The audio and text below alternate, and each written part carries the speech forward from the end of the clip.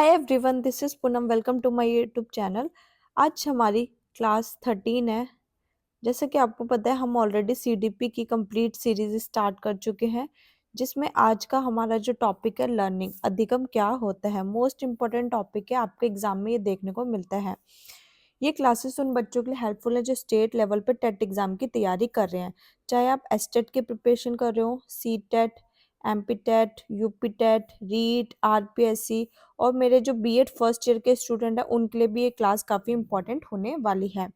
तो सेशन को स्टार्ट करने से पहले जो बच्चे मेरे चैनल पे नए आए तो जल्दी से चैनल को सब्सक्राइब कर लें, ताकि आपको क्लासेस के नोटिफिकेशन इंपॉर्टेंट अपडेट टाइम से मिल जाए। सेशन पसंद आता है, सेशन को जरूर लाइक करें और अपने फ्रेंड्स के साथ जरूर शेयर करें। टेलीग्राम चैनल जरूर ज्वाइन कर लेना, पूनम शर्मा ऑफिशियल। वहीं पर ही मैं आपको इंपॉर्टेंट अपडेट प्रोवाइड कराती हूँ।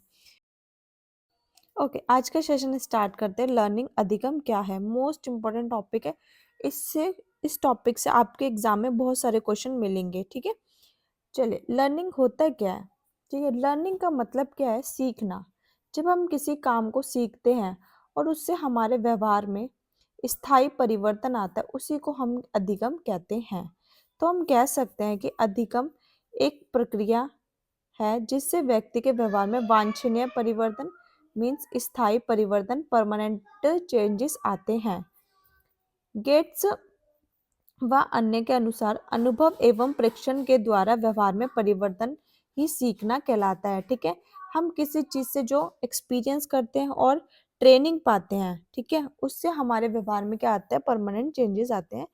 स्किनर ने व्यवहार के अर्जन में प्रगति की प्रक्रिया ही सीखना कहा है।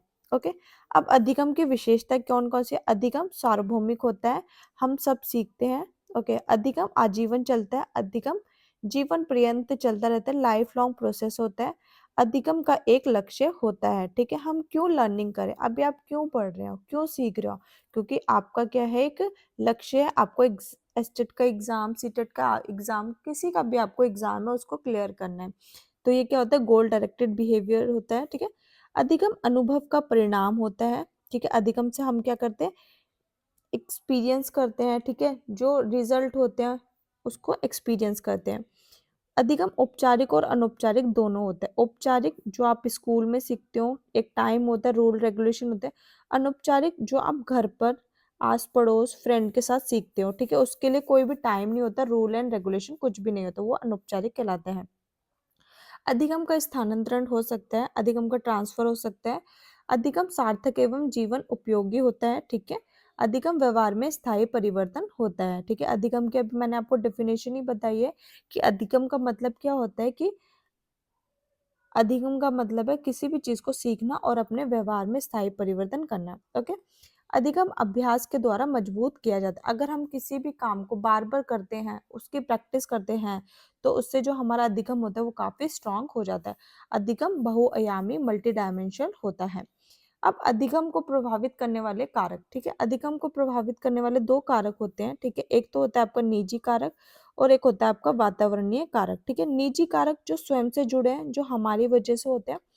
वातावरणीय कारक जो हमारे वातावरण से, ठीक है, जो बाहर से या दूसरों से जुड़े होते हैं, उसे वातावरणीय कारक कहते हैं। अब आपके एग्जाम में पूछ सकता है कि इनमें से कौन से निजी कारक और कौन से वातावरणीय कारक है। आवश्यकता, ये निजी कारक है। अधिगम इच्छा निजी कारक है। अभिप्रेरणा निजी कारक है। ठीक है, अनुकूल परिस्थितियां बाह्य कारक। मानसिक स्वास्थ्य निजी कारण। तत्परता निजी कारण। अधिगम विधियां बाह्य कारण। ठीक है, अधिगम की वक्र रेखाएं। ठीक है, लर्निंग कर्व। स्किनर ने किसी एक क्रिया में मनुष्य की उन्नति या अवनति को पुनः उपस्थित करना ही सीखने का वक्र कहलाया है। ठीक है, कभी जो लर्निंग होते हैं, कभी तीव्र गति से होते, कभी स्लो गति से होते, कभी तीव्र से हो, कभी स्लो गति से। तो इसी को हम क्या बोलते हैं, अधिगम वक्र कहते हैं। ठीक है, कभी उन्नति करता है, कभी अवनति करता है। ओके, तो इन्होंने types of learning curve lines बताई हैं। ठीक है, पहली लाइन कर्व है हमारी सिंपल कर्व, जिसे यूनिफॉर्म परफॉर्मेंस कर्व कहते हैं, सर्ववक्र समान प्रदर्शन वर्ग। इसमें ऐसा कर्व आता है एकदम सीधी रेखा में, ऐसा कर्व बहुत ही कम देखने को मिलता है। ठीक है, कि जो आपका अधिगम एक ही दिशा में हो रहा है। ठीक है, फिर सेकंड आता है आपका concave position increasing performance curve, जिसे हिंदी में अवतल सकारात्मक बढ़ता हुआ प्रदर्शन कहते हैं। इसमें जो अधिगम होता है पहले तो धीमा होता है फिर तेज होता है। तो इसका जो कर्व बनेगा आपका इस तरीके से बने, पहले धीमा और फिर तेज हो रहा है, ठीक है। उसके थर्ड आता है आपका कॉन्वेक्स कॉन्वेक्स कर्व, नेगेटिव और डिक्रीजिंग परफॉर्मेंस कर्व, उन्नतोत्तर वक्र, ऋणात्मक और घटता निष्पादन वक्र, ठीक है। पहले तेज होते हैं फिर धीमा हो जाता है, ठीक है। इसका कर्व बनेगा आपका पहले तेज हुआ और फिर उसके बाद धीमा हो गया। तो ये आपका कौन सा कर्व कहलाएगा? Convex curve. फिर आता है आपका कंपाउंड कर्व, कभी तेज कभी धीमा, ठीक है। इसे मिश्रित वक्र भी कहते हैं। इसे हम ये देखो, कभी आपका तेज हुआ कभी आपका धीमा हुआ, कभी तेज हुआ, कभी धीमा हुआ, कभी तेज हुआ, कभी धीमा हुआ। तो ये इसे हम एस टाइप कर्व भी कहते हैं। ओके, अधिगम में पठार की विशेषता, लर्निंग प्लेट्यू फीचर्स, ठीक है। अधिगम का पठार हमेशा के लिए नहीं होता है। पठार की स्थिरता को दर्शाता है, समाप्ति को नहीं। और अलग से नहीं बनता है बल्कि अधिगम के वक्र पर ही अधिगम पठार बनता है। पहले हम तीव्र गति से सीख रहे थे, हम बीमार पड़ गए तो अधिगम क्या होगा हमारा? कम होगा। तो ये क्या है? अधिगम का पठार कहलाता है। अब आता है हमारा अधिगम शिक्षण का स्थानांतरण, ट्रांसफर ऑफ लर्निंग, ठीक है। ये एक स्थिति होती है, ठीक है। एक स्थिति में सीखा गया ज्ञान नए ज्ञान को क्या करता है? प्रभावित करता है। उसी को हम अधिगम शिक्षण का स्थानांतरण, ट्रांसफर ऑफ लर्निंग कहते हैं। ये दो प्रकार के होते हैं। एक होता है आपका धनात्मक स्थानांतरण, पॉजिटिव ट्रांसफर, ठीक है। जब पुराना ज्ञान नए ज्ञान में क्या करता है? हेल्प करता है, उसी को हम पॉजिटिव ट्रांसफर कहते हैं। जैसे कि आपको पूड़ी बनानी आती है तो आप पूड़ी से रोटी भी बना सकते हो, कचौड़ी भी बना सकते हो, पराठा भी बना सकते हो, ठीक है। कुछ भी बना सकते हो। नकारात्मक स्थानांतरण, जब पुराना ज्ञान नए ज्ञान में कोई हेल्प नहीं करता है तो उसी को हम नकारात्मक स्थानांतरण करता है कहते हैं, और ये बाधा उत्पन्न करता है, ठीक है। नए ज्ञान को सीखने में बाधा उत्पन्न करता है, उसी को हम नकारात्मक स्थानांतरण कहते हैं, ठीक है। ठीक है, अब ये दो टाइप के होते हैं, पूर्व लक्षी नकारात्मक स्थानांतरण, रेट्रोएक्टिव नेगेटिव ट्रांसफर, ठीक है। अगर आपने कोई नया कॉन्सेप्ट सीखा और आप पुराना भूल गए, ठीक है, तो उसी को हम क्या बोलेंगे? पूर्व लक्षी नकारात्मक स्थानांतरण, ठीक है। नए अधिगम में पुराने अधिगम में बाधा उत्पन्न करना। फिर आता है हमारा अग्र लक्षी नकारात्मक स्थानांतरण, ठीक है। ये पुराने अधिगम में नए अधिगम में बाधा उत्पन्न करता है। जैसे आप इंडिया में ड्राइविंग करना आपको आता है, लेकिन जब आप अमेरिका गए तो वहां पे आपको क्या है? गाड़ी चलाने में क्या हो रही है? प्रॉब्लम हो रही है, ठीक है। तो पुराना ज्ञान नए ज्ञान में बाधा उत्पन्न करता है। फिर आता है आपका शून्य स्थानांतरण, जीरो ट्रांसफर, ना तो हेल्प करता है और ना ही कोई बाधा उत्पन्न करता है, ठीक है। जैसे आपको रोटी बनानी आती है, ठीक है, और आपको सब्जी बनानी आती है, ठीक है। अब रोटी और सब्जी ये दोनों क्या अलग ही अलग है, तो ये ना तो हेल्प कर रहे हैं ना ही कोई बाधा उत्पन्न कर रहे हैं, ठीक है। अधिगम स्थानांतरण के सिद्धांत, प्रिंसिपल ऑफ लर्निंग ट्रांसफर, ठीक है। तो पहला क्या है आपका? मानसिक अनुशासन या औपचारिक अनुशासन सिद्धांत, ठीक है। मेंटल डिसिप्लिन, समरूप तत्वों का सिद्धांत, थ्योरी ऑफ आइडेंटिकल एलिमेंट, ठीक है, जो सेम सेम एलिमेंट्स होते हैं। फिर आता है समानीकरण का सिद्धांत, थ्योरी ऑफ जनरलाइजेशन। फिर आता है आपका पक्षांतर सिद्धांत, ट्रांसपोजिशन थ्योरी। और फिर है आपका सामान्य से विशिष्ट तत्वों का सिद्धांत। ओके, अब हम पढ़ेंगे अधिगम के नियम, लॉ ऑफ लर्निंग, जो थॉर्नडाइक द्वारा दिए गए थे, ठीक है। थॉर्नडाइक ने 3 मुख्य नियम बताए और 5 गौण नियम बताए, ठीक है। और आपको इनके सीक्वेंस को भी याद रखना है, इससे एग्जाम में आपके क्वेश्चन देखने को मिलता है, ठीक है। पहला आता है आपका सीखने का मुख्य नियम, प्राइमरी लॉ ऑफ लर्निंग, ठीक है। पहला है आपका तत्परता का नियम, लॉ ऑफ रेडीनेस, ठीक है। सीखने का प्रथम नियम कहलाता है। अगर आप किसी लर्निंग में, अधिगम में सीखने के रेडी होंगे, ठीक है, तत्पर होंगे, तो आप अधिगम अच्छे से कर पाएंगे, ठीक है। अगर आप उसकी प्रैक्टिस करेंगे तो भी आप अच्छे से सीख पाएंगे, ठीक है। तो क्या है? सीखने के लिए हमेशा तत्परता का नियम होता है। फिर आता है आपका ओके, फिर आता है आपका अभ्यास के नियम में भी 2 टाइप होते हैं, एक होता है उपयोग का नियम और एक होता है अनुप्रयोग का नियम, ठीक है। अगर आपने जो सीखा है उसकी आप बार बार क्या कर रहे हैं, प्रैक्टिस कर रहे हो, उसको उपयोग में ला रहे हैं, तो वो जो लर्निंग है वो काफी समय तक रहेगी। ठीक है, आप भूलेंगे नहीं। और अगर आप उसको, आपने लर्निंग कर ली लेकिन आप उसकी प्रैक्टिस नहीं करे, उसका प्रयोग नहीं करते, तो आप उसको भूल जाएंगे। ठीक है, वो क्या हो जाएगा, अनुप्रयोग का नियम हो जाएगा। फिर आता है आपका प्रभाव का नियम, लॉ ऑफ इफेक्ट, सीखने का संतोष या असंतोष। ठीक है, अगर आपने कुछ सीखा, जैसे मैं आपको एस्टेट की क्लासेस प्रोवाइड कर रही हूँ, ठीक है, जो मैं आपको क्लासेस प्रोवाइड कर रही हूँ, ठीक है, और आप उसको सीख रहे हैं, पढ़ रहे हैं, प्रैक्टिस भी कर रहे हैं, ठीक है, अगर वो आपके एग्जाम में क्वेश्चन आ गया तो सीखना क्या होगा, संतोषजनक होगा। अगर आपके एग्जाम में नहीं आया तो सीखना क्या होगा, असंतोषजनक होगा। ओके, फिर है सीखने के गुण द्वितक सहायक नियम, जो आपके 5 है। पहला है आपका बहुक्रिया का नियम, लॉ ऑफ मल्टीपल रिस्पॉन्स। ठीक है, किसी चीज को सीखने के लिए हमें बहुत सारी क्रियाएं करनी पड़ती है, बहुत सारे रिस्पॉन्स करने पड़ते हैं, तभी हम अधिगम कर पाते हैं। फिर सेकंड आपका सादृश्यता समानता का नियम। ठीक है, लॉ ऑफ एनालॉगी। ठीक है, आपने पहले कोई प्रॉब्लम सॉल्व की, फिर बाद में आप सेम टाइप के प्रॉब्लम को सॉल्व कर रहे हैं, जो आपने पिछला अनुभव अर्जित किया, तो वो अब आ रहा है, वो दूसरे प्रॉब्लम में उपयोग में आ रहा है। ठीक है, फिर आता है मनोवृत्ति मानसिक दिशा का नियम, लॉ ऑफ डिस्पोजिशन। ठीक है, ठीक है, इसके अंदर होता है ये हमारी जो मानसिक स्टेट होता है, ठीक है, ये काफी इंपॉर्टेंट रोल प्ले करता है। ठीक है, अगर आप खुश हैं तो आप सब सीख जाओगे, अगर आप खुश नहीं है तो आप नहीं सीख पाओगे। ठीक है, उसको बोलते हैं आंशिक क्रिया तत्वों की पूर्ण सामर्थ्य का नियम। ठीक है, इसके अंतर्गत आपके जो सेम एलिमेंट होंगे वो अधिगम में हेल्प करते हैं। फिर आता है साहचर्य का नियम, संबंधित परिवर्तन का नियम। ठीक है, इसके अंतर्गत आप जो अधिगम करते हैं वो चीजों को जोड़ जोड़ के करते हैं। ठीक है, उसे हम साहचर्य का नियम कहते हैं। फिर आता है हमारा थॉर्नडाइक, जो मोस्ट इंपॉर्टेंट है, इससे आपके एग्जाम में क्वेश्चन आता है। थॉर्नडाइक का उद्दीपक अनुक्रिया सिद्धांत, Thorndike stimulus response theory. Thorndike ने स्टिमुलस को काफी इंपॉर्टेंट बताया है। ठीक है, इन्होंने बिल्ली पर प्रयोग किया था। इन्होंने एक बिल्ली को एक पिंजरे में बंद कर दिया था और उसके बाहर एक मछली रख दी थी। ठीक है, प्लेट पे मछली रख दी, बिल्ली बहुत भूखी थी और वो बाहर निकलने की बहुत कोशिश कर रही थी। ठीक है, बहुत हाथ पैर चला रही थी, लेकिन लास्ट में उसने एक ऐसा एफर्ट मारा और गेट खिला खुला और वो मछली को खा गई। तो इन्होंने स्टिमुलस को बहुत इंपॉर्टेंट दी है। ठीक है, स्टिमुलस कौन है, मछली। ठीक है, तो उसने कहा है कि अगर आप स्टिमुलस को पाने के लिए बहुत सारे एफर्ट्स करने चाहिए। ठीक है,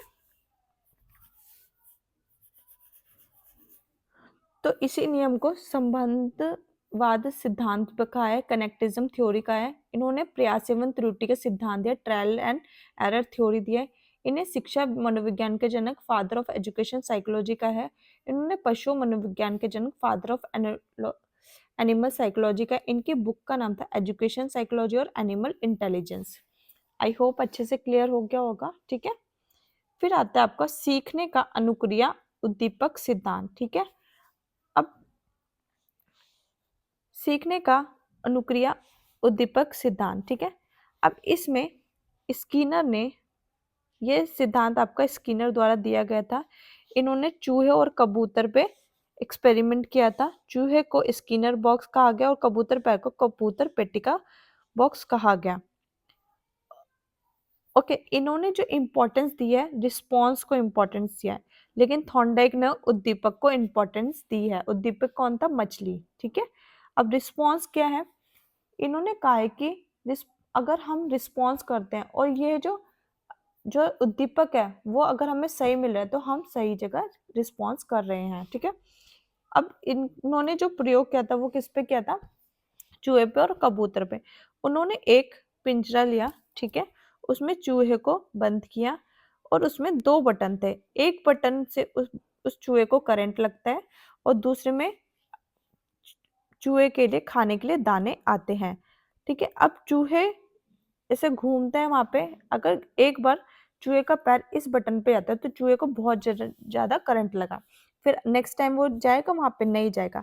फिर दूसरी बार फिर उसका पैर इस पर आया तो उसको खाने के लिए दाने मिले। अब चूहा क्या बार बार यहीं पर ही रिस्पॉन्स कर रहा है, ठीक है।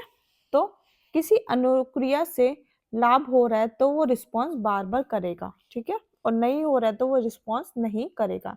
तो यही स्किनर का सिद्धांत था। इसी सिद्धांत को सबलीकृत अनुक्रिया, सक्सेसफुल रिस्पॉन्स, क्रिया प्रसूत अनुबंध, ऑपरेंट कंडीशन थ्योरी, ठीक है, नियमैतिक अनुकूलन, इंस्ट्रूमेंटल कंडीशन, कार्यक्रम जो अभिक्रम में अधिगम का सिद्धांत कहा जाता है। प्रिंसिपल ऑफ प्रोग्राम लर्निंग, ठीक है। इनकी बुक का नाम था the behave of organize beyond, ठीक है, फ्रीडम एंड डिग्निटी। स्किनर ने एक कॉन्सेप्ट की बात की, पुनर्बलन, जिसे इंग्लिश में रेनफोर्समेंट कहते हैं। उन्होंने कहा कि एक ऐसा स्टिमुलस होता है जो अनुक्रिया को बढ़ा देता है। अगर कोई बच्चा पढ़ाई नहीं कर रहा है, मैं अगर बच्चे को चॉकलेट दूं या टॉफी दूं या फिर उसको स्टार दे तो बच्चे के काम करने का जो रिस्पॉन्स होगा वो बढ़ जाएगा। उसी को क्या कहा जाता है? पुनर्बलन कहा जाता है। उन्होंने कहा वैसा उद्दीपन जो किसी अनुक्रिया को भविष्य में होने की संभावना को बढ़ाता है उसी को हम पुनर्बलन कहते हैं। पुनर्बलन के दो प्रकार बताए। पहला होता है आपका पॉजिटिव पुनर्बलन, सकारात्मक पुनर्बलन, पॉजिटिव रेनफोर्समेंट, और सेकंड होता है आपका नेगेटिव रेनफोर्समेंट, नकारात्मक पुनर्बलन, ठीक है। सकारात्मक पुनर्बलन वह पुनर्बलन होता है जो बहुत सुखदायक होता है। जैसे कि अगर बच्चे ने अच्छा काम किया, हमने उसको कभी टॉफी दे दी, कभी चॉकलेट दे दी, कभी उसको स्टार दे दिया, कभी उसे एक्सीलेंट दे दिया, तो ये सकारात्मक पुनर्बलन होता है। नकारात्मक पुनर्बलन, नेगेटिव रीइंफोर्समेंट, वो रिस्पॉन्स होता है जो दुखद अनुभव होता है। अगर बच्चे ने अच्छा काम नहीं किया, हमने उसकी पिट्टी कर दी, डांट लगा दी, दंड दे दिया, तो ये क्या कहलाता है? नकारात्मक पुनर्बलन होता है। यही स्किनर ने पुनर्बलन अनुसूची भी दिया है, ठीक है, रीइंफोर्समेंट शेड्यूल, ठीक है। इन्होंने दो प्रकार बताया। पहला है आपका सतत पुनर्बलन, कॉन्टिन्यूअस रीइंफोर्समेंट। सतत पुनर्बलन वो पुनर्बलन तो जब डेली बेसिस पे बच्चों को दिया जाता है, लगातार दिया जाता है, ठीक है। अगर बच्चा डेली अच्छा अच्छा काम कर रहा है, ठीक है, हम डेली उसको कुछ ना तो कुछ दे रहे हैं, कभी अच्छे नंबर दे दिए, कभी चॉकलेट दे दी, कभी टॉफी दे दी, ठीक है, इसको ज्यादा अच्छा नहीं माना जाता है क्योंकि इससे बच्चों के अंदर जिज्ञासा खत्म हो जाती है। सेकंड है आपका आंशिक पुनर्बलन, पार्शियल रीइंफोर्समेंट, ठीक है, ये सबसे बेहतर होता है। इसमें हम बच्चों को डेली नहीं देते हैं रीइंफोर्समेंट, कभी कभी देते हैं। जैसे कि कभी कभी हमने उसको स्टार दे दिया, कभी हमने उसको गिफ्ट दे दिया, कभी हमने उसको चॉकलेट दे दी, ठीक है। आंशिक पुनर्बलन चार प्रकार के होते हैं। पहला आता है आपका फिक्स रेशो, फिर आता है फिक्स इंटरवल, वेरिएबल रेशो और वेरिएबल इंटरवल, ठीक है। निश्चित अनुपात, हम इसके अंतर्गत पुनर्बलन की मात्रा निश्चित होती है। अगर आपने ये काम करा तो आपको 5 स्टार मिलेंगे, ठीक है। निश्चित अंतराल एक समय निश्चित पे होता है, ठीक है। अगर आप अपनी फर्स्ट क्लास में पास हो गए तो मैं आपको वॉच या साइकिल दिलाऊंगा, ठीक है। तो क्या है, इसमें समय निश्चित होता है। वेरिएबल रेशो विविध अनुपात जिसमें मात्रा अनिश्चित है, ठीक है, कितना भी दिया जा सकता है, ठीक है। फिर है आपका लास्ट वेरिएबल इंटरवल, विविध अंतराल, समय निश्चित नहीं होता। जैसे कि अभी आप प्रिपरेशन करें, आपको नहीं पता है कि आपकी नौकरी कब लगेगी, तो वही क्या कहलाएगा? जिसमें समय निश्चित नहीं होता है। ओके, शेपिंग, ये भी टर्म आपके स्किनर द्वारा दी गई है। शेपिंग का मतलब है जिसमें व्यक्ति का व्यवहार धीरे धीरे किसी खास लक्ष्य की ओर पुनर्बलन के आधार पर ले जाया जाता है। शेपिंग प्रवृत्ति को क्रमिक सन्निकटन की विधि भी कहा जाता है, ठीक है।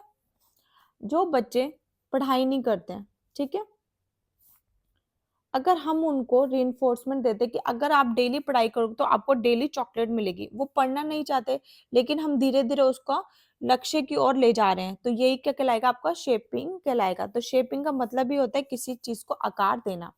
ओके, अब हम पढ़ेंगे पावलोव का क्लासिक अनुबंध सिद्धांत, ठीक है, पावलोव क्लासिक कंडीशनिंग प्रिंसिपल, जिसे शास्त्रीय अनुबंध सिद्धांत भी कहा जाता है। ओके, पावलोव रूसी शरीर क्रिया वैज्ञानिक थे, रशियन साइकोलॉजिस्ट थे।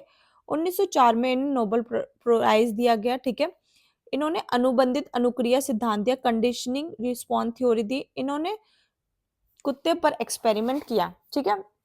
इन्होंने एक कुत्ता लिया, ठीक है, और कुत्ते के सामने भोजन दिखाया, ठीक है। जब इन्होंने कुत्ते के सामने भोजन दिखाया तो कुत्ते के मुंह में क्या आई? लार आई, ठीक है। तो जो लार आना है वो क्या है, अनकंडीशनिंग रिस्पॉन्स है, और जो भोजन है वो भी अनकंडीशनिंग रिस्पॉन्स है। ठीक है, अगर आपके सामने भी भोजन रखा जाए, ठीक है, अगर आपके सामने भी मोमोज रख दे तो आपके मुंह में भी लार आएगी, वो क्या होता है, अस्वाभाविक है। ठीक है, तो फिर इन्होंने एक बार बेल बजाई तो कुत्ते के मुंह से कोई लार नहीं आई। ठीक है, तो जो बैल है वो क्या, न्यूट्रल स्टिमुलस है, तटस्थ उद्दीपक है, जिससे कोई भी क्रिया नहीं हुई है। फिर धीरे धीरे इन्होंने क्या किया, डेली बेसिस पे बैल बजाते थे, फिर कुत्ते को खाना देते थे। ठीक है, तो इसको बैल को खाने से जोड़ दिया गया। ठीक है, जब बैल को कुत्ते के खाने से जोड़ दिया तो कुत्ते के मुंह में क्या आने लगी, लार आने लगी। फिर क्या किया इन्होंने, एक बार ऐसे किया, सिर्फ बैल बजाई बट कुत्ते को खाना नहीं दिया। जब बैल बजाई तो कुत्ते को पता चल गया था कि जब बैल बजते हैं तो खाना मिलता है, तो बैल से कुत्ते की क्या हो गई, कंडीशनिंग हो गई, तो कुत्ते के मुंह में क्या आ गई, लार आ गई। पर ये क्रिया धीरे धीरे, अगर डेली उसको ऐसा किया जाएगा, बैल बजा दी जाएगी और खाना नहीं दिया जाएगा, तो वो लार आना भी बंद हो जाएगी। ठीक है, तो जब बैल बजाई गई तो कुत्ते के मुंह में लार है, तो ये क्या हो गया, कंडीशनिंग रिस्पॉन्स होगा, और बैल भी क्या हो गए, कंडीशनिंग स्टिमुलस हो गया। ठीक है, लेकिन जो फूड है वो क्या है, अनकंडीशन स्टिमुलस होता है। स्वाभाविक है कि अगर भोजन होगा तो सबके मुंह में लार होगी, तो इसी को हम क्या बोलते हैं, अस्वाभाविक उद्दीपक कहते हैं। और जब बैल बजती थी कुत्ते के मुंह में लार, तो इसके साथ क्या हो गई, कंडीशनिंग हो गई। ठीक है, तो उसे पता चलता है जब भी बैल बजेगी तब मुझे खाना मिलेगा। ठीक है, और जब बैल नहीं बजेगी तो खाना नहीं मिलेगा, तो उसके साथ क्या हो गई, कंडीशनिंग हो गई। तो जब बैल बजाई जाती थी तो उसके मुंह में लार आ जाती थी, तो वो क्या करता था, कंडीशनिंग रिस्पॉन्स होता था, और यहाँ पे बैल क्या हो जाता था, कंडीशनिंग स्टिमुलस बैल हो गई। आई होप अच्छे से क्लियर हो गया होगा। ठीक है, पावलोव ने और भी टर्म्स दी है। ठीक है, पहला है आपका उद्दीपन समानीकरण, जब व्यक्ति मिलते जुलते सभी उद्दीपक के प्रति सामान्य अनुक्रिया करता है। ठीक है, जैसे कि सफेद खरगोश और सफेद चूहे से भी वो डर जाता है। ठीक है, मतलब कि उसने सफेद कुछ भी चीज देखी उससे डर गया वो, तो क्या है, जब व्यक्ति मिलते जुलते सभी उद्दीपक के प्रति समान अनुक्रिया रिस्पॉन्स करता है। उद्दीपन विभेदीकरण, ठीक है, स्टिमुलेशन डिफरेंशियल, जब व्यक्ति उद्दीपकों में अंतर कर लेता है। ठीक है, अब जो बच्चा एस्टेट की तैयारी कर रहे हैं, ठीक है, सी टेट की तैयारी कर रहा है, एमपी टेट की तैयारी कर रहा है, तो वो क्या कर लेगा, अंतर कर लेगा कि किसमें क्या सिलेबस आता है, किसमें क्या करना होता है। ठीक है, तो उसी को क्या बोलते हैं हम, उद्दीपन विभेदीकरण। विलोपन क्या हो कहलाता है, जब पुनर्बलन की अनुपस्थिति में अनुबंधित अनुक्रिया बार बार की जाती है तो शक्ति घटने लगते हैं, इसी ही विलोपन की संज्ञा दी जाती थी। अब देखो, कुत्ते के साथ बैल को जोड़ दिया गया था, जब बैल बजती थी तब उसको खाना दिया जाता था, तो कुत्ता रिस्पॉन्स करता था। लेकिन धीरे धीरे बैल बजाई जाती थी बट खाना नहीं दिया जाता था, तो कुत्ता भी रिस्पॉन्स करना धीरे धीरे बंद कर देगा। ठीक है, फिर आता है आपका पुनर्बलन। पुनर्बल शब्द का प्रयोग ना करके स्वाभाविक उद्दीपन शब्द का प्रयोग किया जाता है। ठीक है, फिर अब पढ़ेंगे हम अंतर्दृष्टि सूझ का सिद्धांत। ठीक है, इनसाइड थ्योरी जो कॉलर द्वारा दी गई थी। इनसाइड थ्योरी के अंदर, ठीक है, इसके अंदर ये बताया गया कि अचानक किसी समस्या का समाधान निकालना। ठीक है, मतलब हम किसी भी प्रॉब्लम का सॉल्यूशन ढूंढ रहे हैं, अचानक से हमारे दिमाग में एक आइडिया आया। ठीक है, अचानक से हमारे दिमाग की बत्ती जली। ठीक है, उसी को हम क्या बोलते हैं, अंतर्दृष्टि सूझ का सिद्धांत है। ओके, प्रतिपादन गैसलर और मनोविज्ञानियों के द्वारा, विशेषकर कोलर एंड कोफका द्वारा दिया गया। गैसलावाद समग्रवाद संपूर्णवाद अवयवीवाद के जनक मैक्स वर्दिमर थे, और गैसोल्ट जर्मन भाषा का शब्द है जिसका अर्थ होता है संपूर्ण होल, समस्या के सभी अंगों का प्रत्यक्षीकरण। इन्होंने प्रयोग जितने भी प्रयोग हुए हैं वो वन मानुस, सुल्तान, कैनरी, दीप, कोलर ने वन मानुस के अलावा बंदर, मुर्गी, कुत्ते पर भी प्रयोग किया है। ठीक है, अब गैस्ट्रोवाद किसने दिया है, वर्दिमर, कोफका और कोलर। जबकि गैस्ट्रोवाद का आएगा तो आप वर्दिमर, कोफका कोफका और कोलर का निशान लगाएंगे, और व्यवहारवाद थ्योरी किसने दी है, थॉर्नडाइक, पैवलोव और स्किनर ने। ठीक है, गैस्ट्रोवाद के सिद्धांत। ठीक है, अब गैस्ट्रोवाद के कौन कौन से सिद्धांत है, मैं आपके मेरे से आपकी कि एक ही रिक्वेस्ट है, आप ये क्या करेंगे, सिर्फ आप इनके जो सिद्धांत इंग्लिश में ही लर्न करेंगे, हिंदी में इनके अलग अलग नाम है, आप कंफ्यूज हो जाएंगे, इसलिए मैंने हिंदी लिखा ही नहीं है। तो पहला क्या, लॉ ऑफ प्रॉक्सिमिटी, फिर है आपका लॉ ऑफ सिमिलरिटी, फिर है आपका लॉ ऑफ क्लोजर, फिर है आपका लॉ ऑफ कॉमन रीजन, फिर है आपका लॉ ऑफ गुड फिगर, और फिर है आपका एंड में लॉ ऑफ कंटिन्यूटी। इसको आप सेम सीक्वेंस में याद करेंगे, ठीक है। फिर आता आपका कुर्त लेविन, ठीक है। बस आपको याद करना है कि इन्होंने कौन सा सिद्धांत दिया। कुर्त लेविन ने क्षेत्र सिद्धांत दिया है, फील्ड थ्योरी दिया है, ठीक है, और तलरूप सिद्धांत, टोपोलॉजी भी कहते हैं इसे। ये गैस्ट्रोवाद से प्रभावित है, इन्फ्लुएंस्ड बाय गैस्ट्रोवाद। इनके सिद्धांत गति मनोविज्ञान पर आधारित है, और ये इन्होंने लाइफ स्पेस जीवन सीमा के बारे में बात की है, ठीक है। बस आपको इसमें यही याद करना है कि कुर्त लेविन ने कौन सा सिद्धांत दिया था। फिर आपका रॉबर्ट गेने, ठीक है।